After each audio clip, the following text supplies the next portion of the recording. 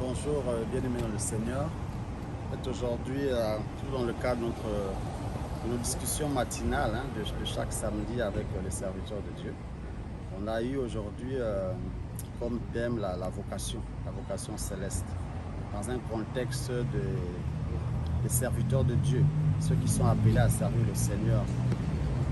Et donc, en fait, chacun a donné un peu son point de vue selon ce que le Seigneur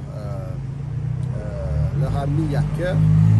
Et ce que je peux résumer, c'est que je dirais qu'on s'est convenu au moins que d'abord c'est Jésus-Christ qui appelle, parce que c'est lui le chef de l'Église, et c'est lui qui transforme, comme on dit. Il a dit je vous appelle et je ferai de vous suivez-moi et je ferai de vous des pécheurs d'hommes. Donc l'appel vient d'abord du Seigneur Jésus-Christ, et ensuite il nous transforme jusqu'à faire de nous des pécheurs d'hommes.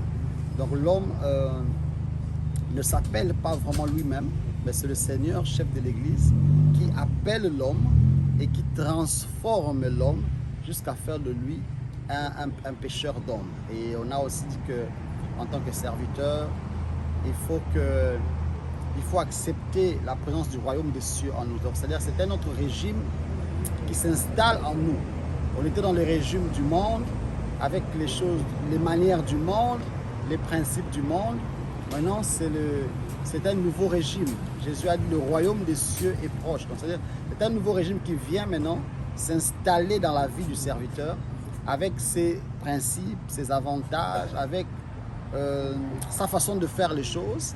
Et le rôle du serviteur, c'est de laisser faire le royaume. Donc, c'est de laisser faire l'Esprit de Dieu continuellement transformer la personne jusqu'à atteindre la stature parfaite de Jésus-Christ en tant que serviteur de Dieu.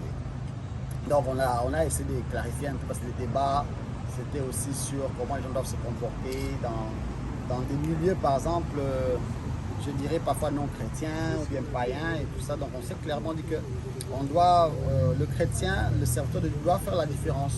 Il doit maintenir, garder ses valeurs partout où il se retrouve. Il doit être quelqu'un de différent. Il ne doit pas nécessairement s'associer à la masse et faire comme la masse fait. Mais lui, il doit faire ce que les principes du royaume des cieux lui imposent de faire. Donc, bref, en résumé, je crois que c'était un peu ça, moi qui ai une question, mais sinon, je crois que tout le monde s'est dit ça. Donc, on s'est dit que voilà, le serviteur doit abandonner beaucoup de choses et tout ça.